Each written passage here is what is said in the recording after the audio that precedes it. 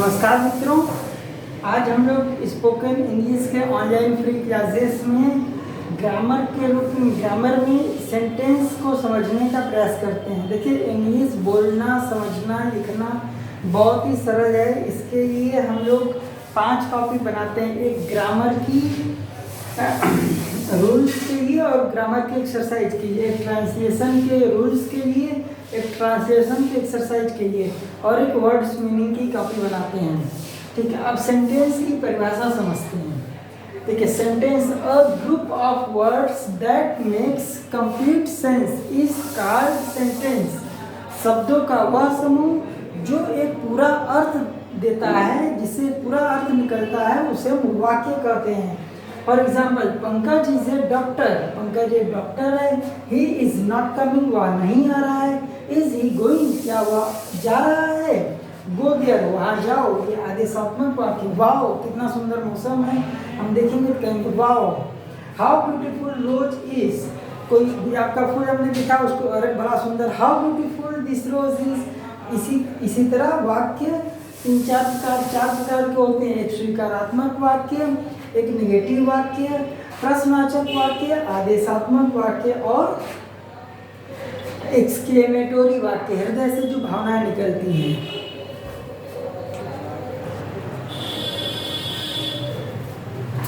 अब देखिए, हम लोग काइंड्स ऑफ सेंटेंस पढ़ते हैं। सेंटेंस कितने प्रकार के होते हैं? सेंटेंस 4 प्रकार के होते हैं। असर्टिव सेंटेंस माने जिससे कि किसी प्रकार की सूचना मिलती है, उसे हम असर्टिव सेंटेंस कहते हैं। असर्टिव सेंटेंस 2 प्रकार के होते हैं। पहला अफर्मेटिव सेंटेंस या पॉजिटिव सेंटेंस, जिससे हम सकारात्मक सूचनाएं, धनात्मक सूचनाएं मिलती हैं। जैसे he is a good doctor और the Lucknow is the capital of Uttar Pradesh. इससे हमें कोई चीज़ सूचना मिल रही है, वो अफर्मेटिव सेंटेंस हो गया। अब असर्टिव सेंटेंस में दूसरा है निगेटिव सेंटेंस। कोई भी किसी भी सेंटेंस में नेगेटिव वाक्य रहता है, उसे हम नेगेटिव सेंटेंस कहते हैं। जैसे ही इज नॉट कमिंग, वह नहीं आ रहा है। Ram is not going, Ram नहीं जा रहा है। इंट्रोगेटिव सेंटेंस, दूसरा सेंटेंस का प्रकार है इंट्रोगेटिव सेंटेंस, प्रश्नवाचक वाक्य। जैसे आर यू कमिंग, क्या तुम आ रहे हो। Are the doctor is the doctor in the hospital, क्या डॉक्टर हॉस्पिटल में है। तीसरा इम्परेटिव सेंटेंस, जैसे आज्ञा सूचक वाक्य, go there, come here, please give me your pen. जैसे आज्ञा, निवेदन आदि इम्परेटिव सेंटेंस में आते हैं। चौथा आता है एक्सक्लेमेटोरी सेंटेंस, जिससे हृदय की भावनाएं हमें प्रकट होती हैं। जैसे वाओ, कितना सुंदर मौसम है। What a beautiful this house is. What a dirty place is here, एकदम कोई चीज़ बहुत गंदा है, उसको देख के आदमी कहता है। हृदय की कोई भावनाएं प्रकट हो, एक्सक्लेमेटोरी सेंटेंस होता है। एक्सक्लेमेटोरी सेंटेंस के लास्ट में हम लोग एक्सक्लेमेटोरी साइन का उपयोग करते हैं और इंट्रोगेटिव सेंटेंस के वाक्य में लास्ट में हम लोग प्रश्नवाचक चिन्ह का प्रयोग करते हैं। बाकी इन सभी वाक्यों में अंत में डॉट का प्रयोग किया जाता है।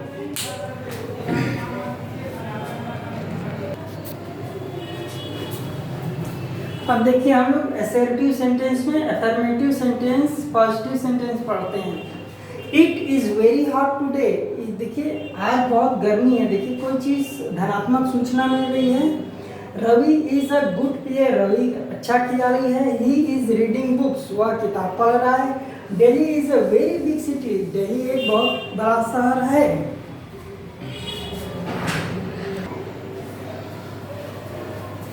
अब देखिए, हम लोग असर्टिव सेंटेंस में नेगेटिव सेंटेंस पढ़ते हैं। नेगेटिव सेंटेंस में किसी भी चीज़ में नॉट का प्रयोग, किसी भी वाक्य में नॉट का प्रयोग होता है। It is not hot today, आज गर्मी नहीं है। Ravi is not a good player, Ravi एक अच्छा खिलाड़ी नहीं है। He is not reading book, वह किताब नहीं पढ़ रहा है। Doctor is not here, doctor यहाँ नहीं है।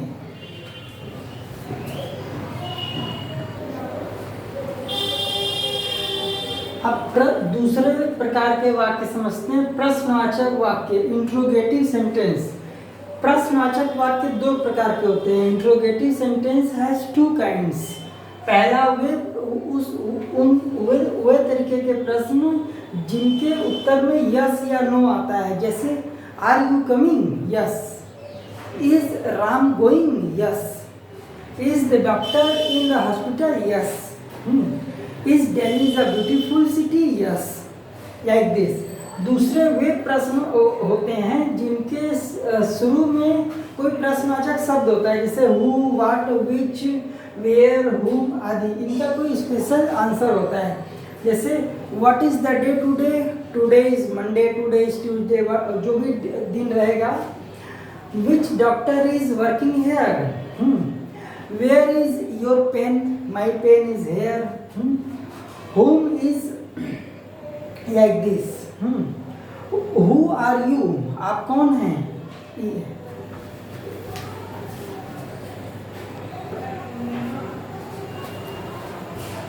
तीसरे प्रकार के वाक्य होते हैं इम्परेटिव सेंटेंस।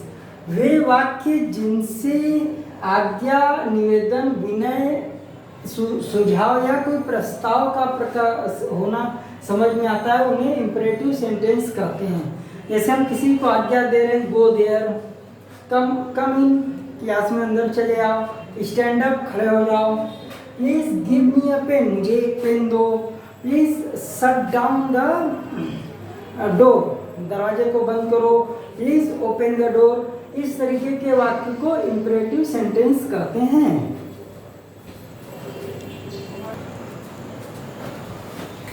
अब चौथे वाक्य हैं एक्सक्लेमेटोरी सेंटेंस, विस्मय सूचक वाक्य। वे वाक्य जिनसे हृदय की कोई भावनाएं प्रकट होती हैं, उन्हें एक्सक्लेमेटोरी सेंटेंस या विस्मय बोधक वाक्य कहा जाते हैं, उन्हें विस्मय बोधक वाक्य कहा जाता है।